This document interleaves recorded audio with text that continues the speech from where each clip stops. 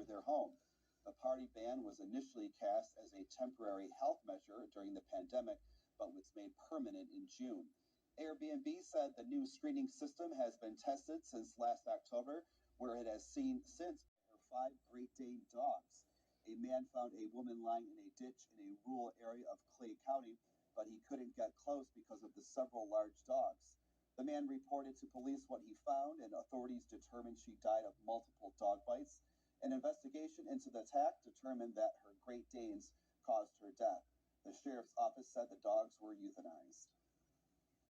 The strike disrupted services across much of the country. The action was the latest in a series of strikes by British workers seeking substantial raises to offset soaring prices for food and fuel. On the picket line, RMT General Secretary Mick Lynch told the Associated Press that people in the UK were fed up with low pay. This has been a summer of travel disruption in Britain. Thousands of railway cleaners, signalers, maintenance workers staged a series of one-day strikes in June and July. More strikes are scheduled next week on nationwide trains and on London's bus and subway network. Yo estuve en peligro de aborto. Catastrophic, really. I was in danger of losing my baby in Mexico. It was really hard because we also didn't get any help. Here, yes, I am being helped in the hospital by immigration. But when I was sent here, I have not received help. Absolutely nothing. Medications more than anything. The executive director of a soup kitchens network describes the difficulties they are dealing with. The challenge was that we didn't think there were going to be so many children. So at the end, many children still didn't get shoes, but the idea was to do the basic triage when people come off the bus and the only thing is that they have was what they're wearing, and they're wearing very little. So they should have something to get them to the next step, get them to where they need to go. The Texas governor has already sent away over 6,000 illegal immigrants since April.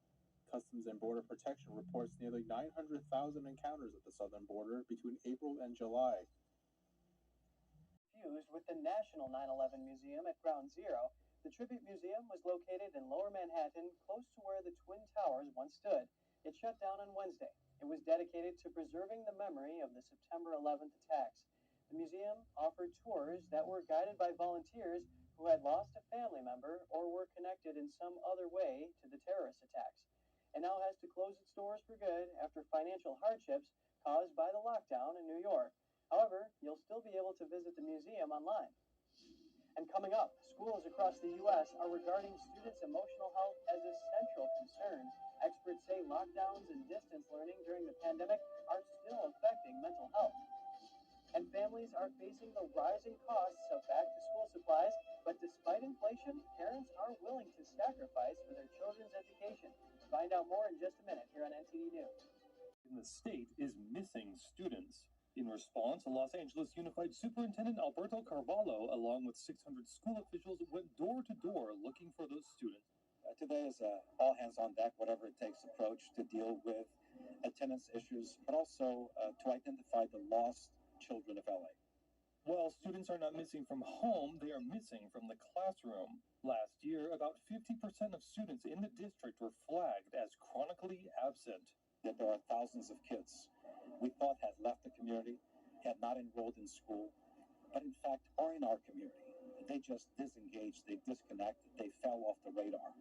So today we are targeting on a priority basis students who demonstrated a chronic absenteeism last year. Carvalho spoke to multiple children, encouraging them to return to school. Several of the students commented on the impacts of online learning. First, I didn't kind of really learn anything. I learned a few things, but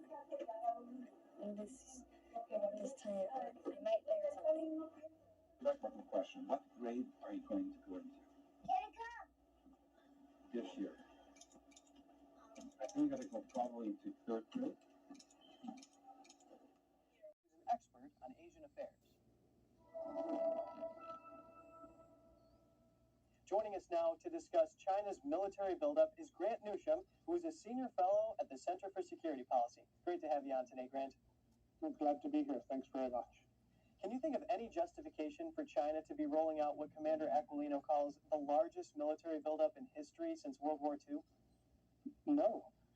China doesn't face any enemies. There's nobody who's ever called for attacking China. In fact, there's never been a country that is more welcomed into the civilized community of nations.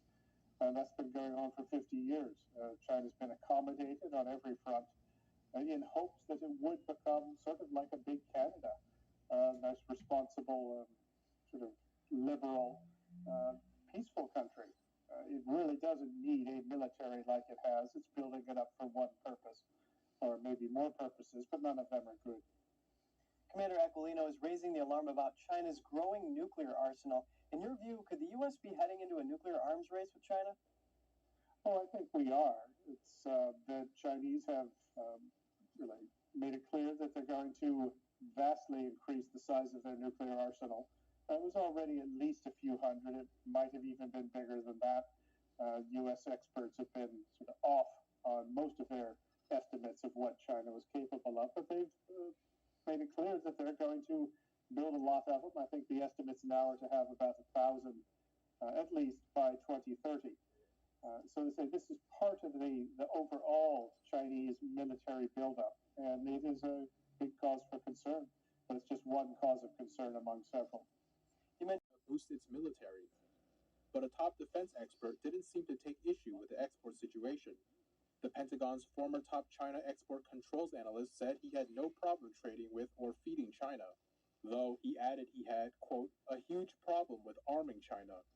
Washington has applied export controls and sanctions to curb Beijing's technological expansion. Earlier this month, President Biden signed legislation to invest over $50 billion in U.S.-based semiconductor production. Likewise, the Commerce Department says it's working with the Defense, State, and Energy Departments to manage long-term strategic competition with Beijing. Back in 2018, Congress passed the Export Control Reform Act. The rule was meant to keep a tighter grip on new technology, but critics say the progress has been slow. What's more, Congress no longer regulates other kinds of technology, like those needed to manufacture microchips. A United Nations report says Beijing imported nearly triple the amount of that kind of equipment from the U.S. in just 4 years' time. But that's not the only issue. According to a former senior commerce official, the lack of inspections on the Chinese side is also to blame. She explains that once the U.S. issues a license, it loses virtually all control over if or how the technology gets diverted. All of them make it to age 1. The Mother Heroin Award was begun by Stalin after World War II, when the Soviet population dropped by 42 million people. Russia has lost about 86,000 residents per month from January through May this year. The country has also lost an unconfirmed amount of people in their invasion of Ukraine. Now I have 5 videos I can't delete. Thanks, YouTube. You have really screwed this platform up.